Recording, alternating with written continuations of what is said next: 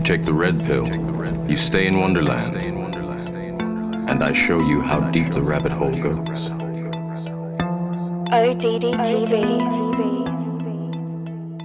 What's good, everybody? This is ODD. Sometimes in my videos, I briefly mention how the New World Order is different than the One World Order.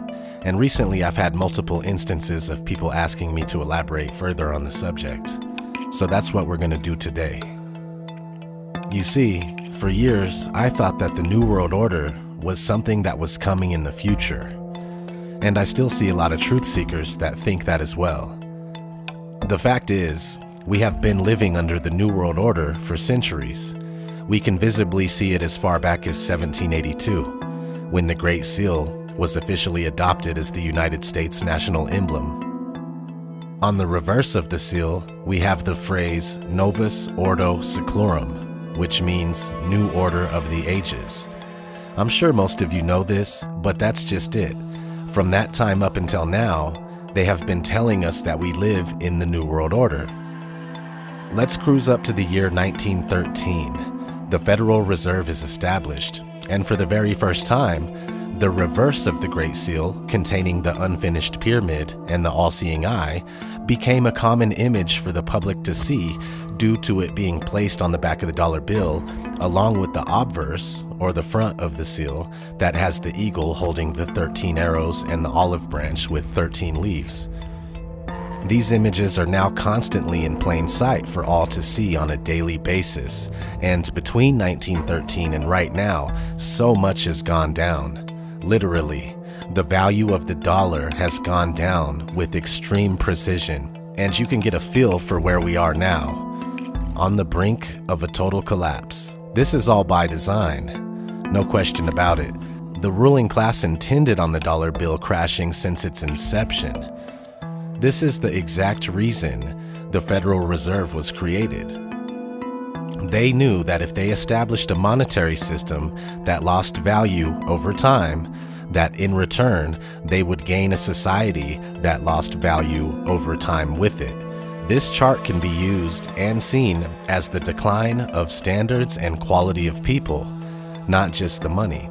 In the same way that the dollar has lost worth, so too have the individuals that make up society. Society has been completely brainwashed and dumbed down so that when the dollar finally falls, we do too. It's like the movie Idiocracy. It says on your chart that you're fucked up.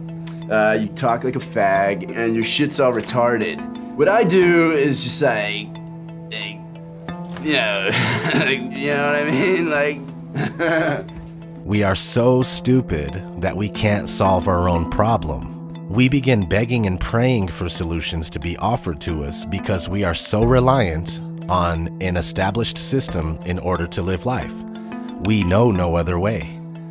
Meanwhile, during the initial chaos of the dollar collapse, they continue faking terror events all over the place. Shootings, bombings, virus scares, man-made weather disasters, and maybe even some Project Bluebeam type scenarios. We're freaking out. We're worried for life as we know it, and we don't know what to do. Enter the United Nations with a plan to save us. They tell us that in order to get back on track and restore order, all nations and people of the world must unite under a one-world authority, a one-world rule for everyone to follow. We're so eager to regain safety and comfort that we all jump at the opportunity.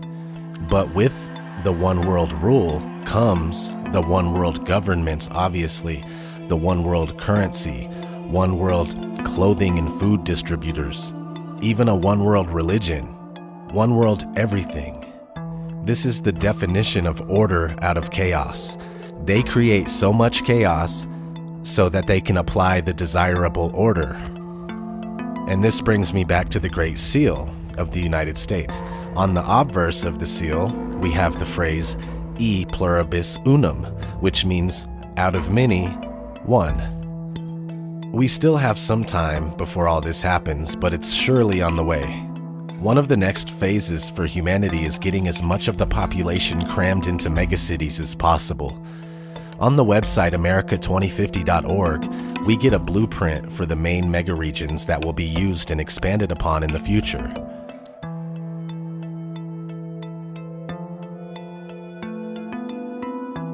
They are also planning a massive trans-American passenger network to go along with these megacities and megaregions. This reminds me a bit of Taggart Transcontinental from the books and movies called Atlas Shrugged. You should check those out if you haven't. And speaking of megacities, we can find predictive programming for them in films like Dredd from 2012, the remake of Judge Dredd. In the movie, a huge population of people are confined within Megacity 1, where the conditions are brutal and extremely uncomfortable. These are some of the things that are still underway and have yet to pass, but as we go through these phases, slowly but surely, new laws will continue to be passed to undermine the last freedoms we have left. New ways to depopulate, imprison, and get rid of undesirables will be implemented. They will most likely use some of the megacities to contain undesirables, just like the movies Escape from New York and Escape from LA. Later after that, once the undesirables are totally wiped out, the one world order will truly begin. They will have an unquestioning and obedient society of individuals that were born into a world that never knew freedom at all, so they have nothing to compare the current conditions to.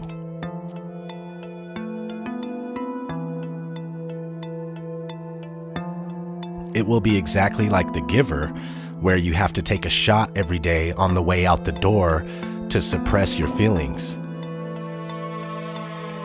Same thing in the movie Equilibrium. Shots in the neck to suppress your emotions.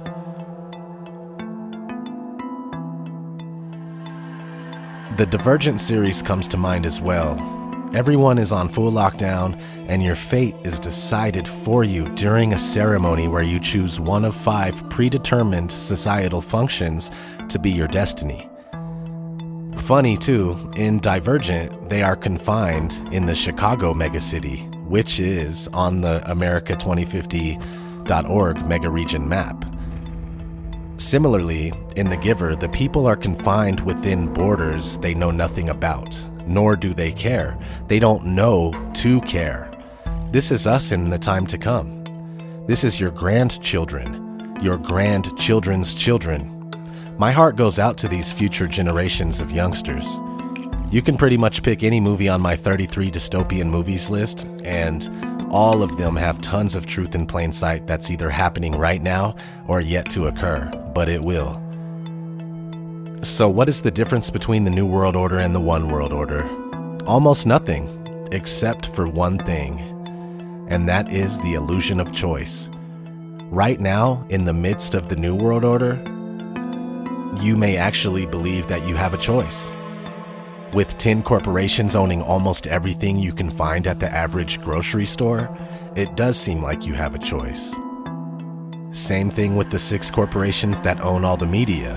You get a false sense of choosing what you want to watch, read, or listen to. But in the One World Order, it will be much like Celebration, Florida, the town that's owned and operated by Disney. This town has no logos, no franchises, no billboards, and no brands. That's because in the One World Order, the illusion of choice is removed from the equation, and the people living in that time won't even know that. We will be issued our clothing like on the movie The Island.